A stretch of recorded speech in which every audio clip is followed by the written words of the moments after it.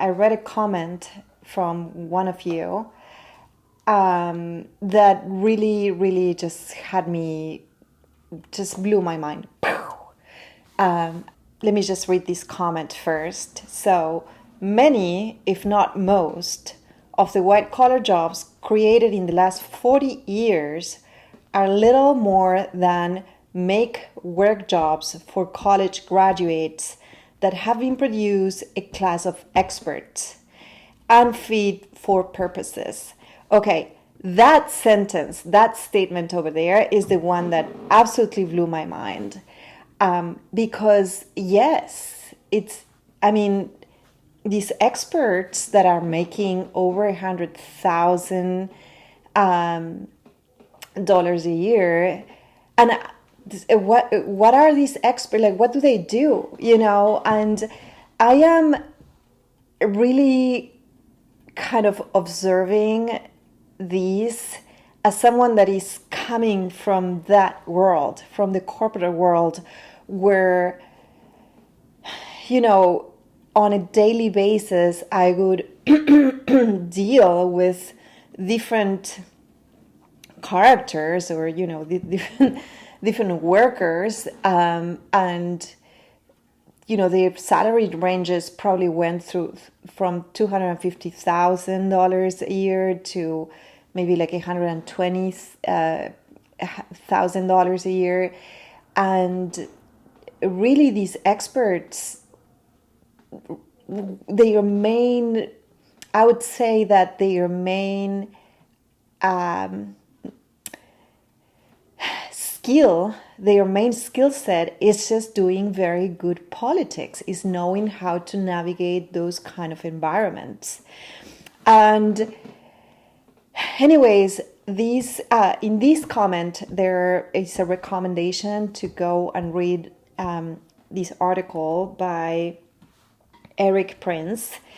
And I just went through the article, and it's kind of like very it's mind blowing as well, because it just walks you through the history of like how these white collars jobs come to be, and how disconnected they are from what actually happens in the field.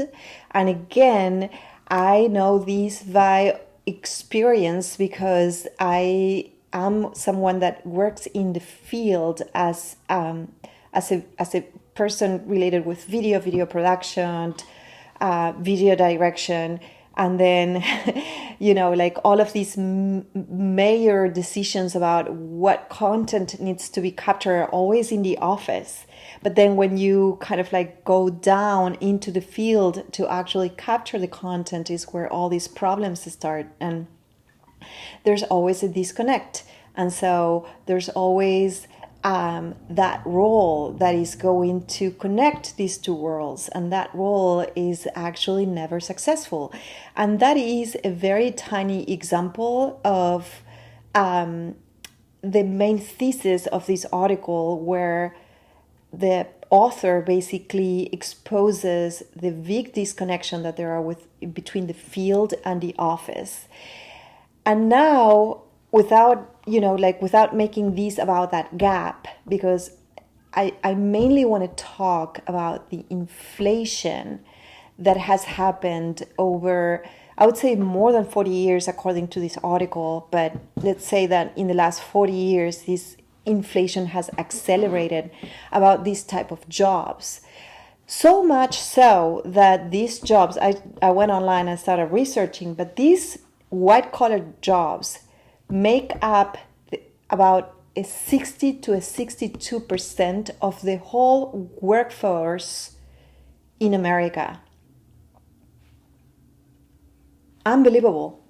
The office jobs, the media, the medium manager, the person that comes in to fix these disconnect between the field and the office. 60 to 62% of the workforce of the United States of America is constituted by white-collar jobs. And I know that because I'm part of that. Not anymore, but I was part of it. So, in other words, is about 93 to 100 million people that are inserted in this kind of inflated job market. And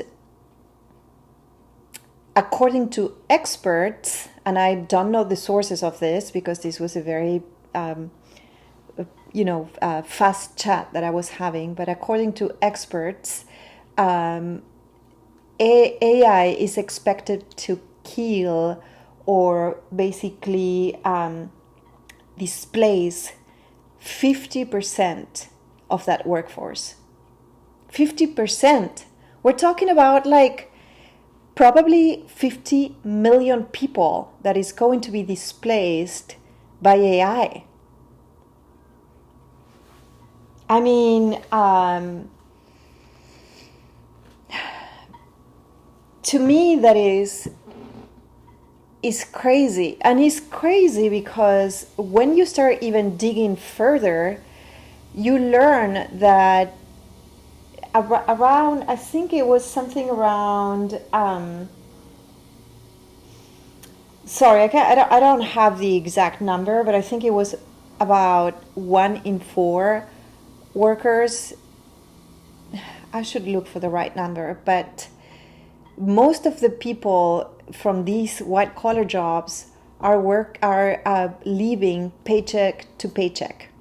Most of them, between mortgages, between health, childcare, between two car insurances and car payments, and other hidden costs like student loans and technology, like obviously the iPhone, the computer, whatever it is that you need to work. They are living paycheck to paycheck. So again, like obviously I don't want to panic here, and this is not the goal of this video. The goal of this video, or at least the conclusion that I got into after learning all of these different insights or data points, is that God has a way to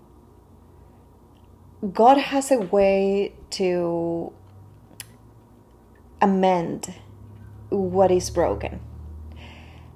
And sometimes those ways are not, or most of the times those ways are not soft. Those ways are hard, they hit hard, they come crumbling, like kind of like the tower card in the tarot deck. And I think in a way AI is coming here, and again, this is going to be hard, I know, but in a way this massive replacement that we will have with these white collar jobs is a way of correcting the market, because this market is highly inflated. I mean, it is highly inflated.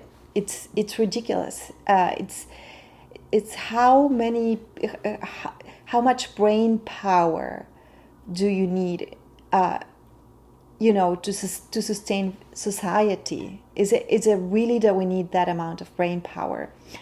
And one of the questions that I got while I was reading this and like getting into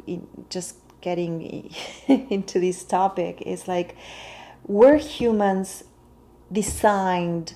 really designed for non-physical labor? Were we really designed for that? Are our bodies really designed for non-physical labor? This is an aberration of nature, I think, in a way, right? In a way, I think it's an aberration of nature. Not only an aberration of nature, but it could even be an aberration of community or the tribe sense of humans and how we are supposed to be living. Maybe that's another topic to explore for my next video, but I just wanted to basically close the idea with No matter no matter how smart we get, or how advanced and how much we progress as beings, and as a full race, and as culture too, there will always be a bigger force that will humble us up, that will come up and kind of correct the course. And sometimes that it takes decades or centuries for that to happen, but it happens. Like, in a way, I feel that nature has that self-healing power, and if something has kind of like degenerated, it will somehow look for a way for recourse it. And when I say nature, I mean God, the universe, you name it. But yeah, so that's kind of like the conclusion that I got today, after I'm like, okay, so we're talking about all of these topics. It's already 12 minutes. I appreciate your time being here. My name is Magdalene, like Lady Magdalene, but in Spanish, which is Magdalena. And I'm here because I want to learn how to articulate my ideas, and also because I really enjoy all of the data and information that I get in there every time I post some of these videos. So I appreciate your time. Thank you so much for being here. Bye bye.